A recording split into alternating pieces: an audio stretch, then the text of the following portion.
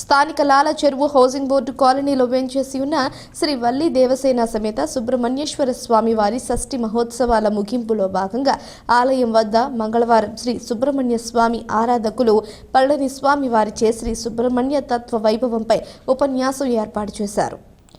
ఆలయ ధర్మకర్త నండూరి సుబ్బారావు వేద పండితులు పళనిస్వామికి స్వాగతం పలికి పూలమాలలతో సత్కరించారు.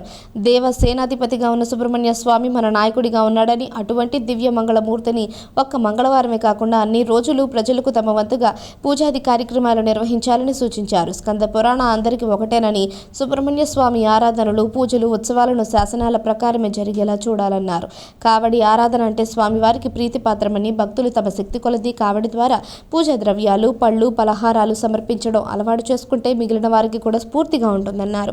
రాక్షస సత్వం తెలిసిన వారికి కూడా మోక్షం కల్పించిన సుబ్రహ్మణ్యేశ్వరుని ఆరాధించడం వల్ల సర్వశుభాలు కలుగుతాయన్నారు. సర్పరూపం, మానవ రూపం ఎలా పూజించినా ఆ స్వామి భక్తుల్ని కరుణిస్తాడని గ్రహించాలని పేర్కొన్నారు.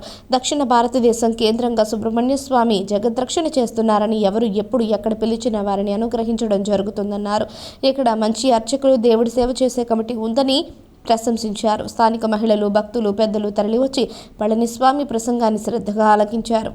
తండ్రి దగ్గరికి ఏ బిడ్డ వచ్చినా అడిగినా బిడ్డ పడిపోతున్న దశలో నువ్వు పడిపోవడమే నాకు కావాలని ఏ తండ్రి అంటాడా? అలా అంటే కన్నతండ్రి అవుతాడా? అలా అన్ని తండ్రి కన్న తండ్రి కనుక సుబ్రహ్మణ్యం వచ్చి పెట్టాలని చెప్పి పేరన్నమాట. అవును, అంటే కన్న తండ్రి.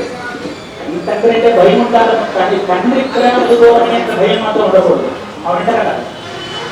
తండ్రి అంటే భయం ఉండాలి, తండ్రి ప్రేమలు దూరమైన భయం కాదు. కాబట్టి ఆయన వచ్చి కన్న తండ్రిగా మనల్ని కొంచెం దారుల పట్టడం కోసం ఓ పెద్దరికాన్ని వ్యవహరిస్తాడేమో, కానీ ఆయన దగ్గర కసరైతనము, కర్కసంగా కోపము లేదు. ఆయనకు కోపం అంటే నా కోపం వస్తుంది. చెప్పండి, ఆయన గురించి తెలియదు. కోపం చేయడం చెప్పడం, పిల్లల్ని ఇవ్వడం చూసామా? పెళ్లి లేని వాళ్ళకి పెళ్లి ఇవ్వడంలో చూసామా? రుణబాధలు చూసామా?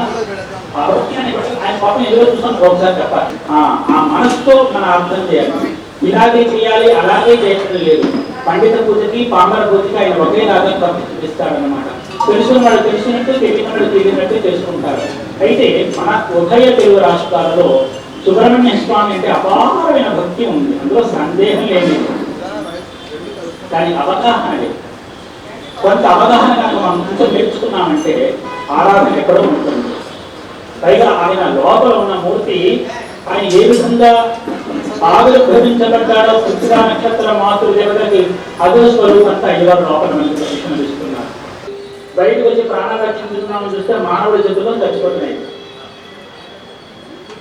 అప్పుడు ఆదిశేషుడు అంటాడు, స్వామి, మానవులు ఈ విషయం తెలియక మా జాతిని అంతమొందించి వాళ్ళకి అకారణంగా సర్పదోషాలు అంటుకున్నాయి, మహాకాల సర్పదోషాలు అంటుకున్నాయి, మేమేం పాపం చేశామని చెప్పి మమ్మల్ని చంపేశావు, అందుకని మాకు ఎందుకు ఇంత మహాపాపం జరిగిందని చెప్పి వాళ్ళు ఏం చేశారంటే మమ్మల్ని చంపినందుకు గాను మీ రాజన్మంతా మీకు, మీ కుటుంబాలకి కూడా సర్పదోషాలు అంటుకోగా అని చెప్పి వాళ్ళు శపించేశారు. అకారణంగా వాళ్ళు శాపగ్రస్తులు అయిపోతున్నారు. వీటి చూస్తే సర్పజాతి అంతరించుకుపోతుంది. మా జాతిని కాపాడడానికి రాన్న ఆదిశేషుడు యొక్క మొర వినిపించుకుని సుబ్రహ్మణ్యేశ్వరుడు సర్పరూపంలో ఆకార లోపంలోకి రావడం, తారకాసురుడితో తలబడడం, తారకాసురుడు బాడీకి తట్టుకోలేక ఈ సుబ్రహ్మణ్యేశ్వరుడు బాడీకి తట్టుకోలేక తారకాసురుడు పలాయనం చెందడం, ఇటువంటివన్నీ జరిగిపోయాయి. ఇంకా వెళ్ళిపోతూ సుబ్రహ్మణ్యుడు అంటాడు, మీకు నేను అభయం ఇస్తున్నాను, నా అంశాన్ని మీకు ఇస్తున్నాను, కాబట్టి మీరు మాత్రం ఈ ధైర్యంతో మీరుండి ఏ దుష్టశక్తులని ఎదుర్కోండి.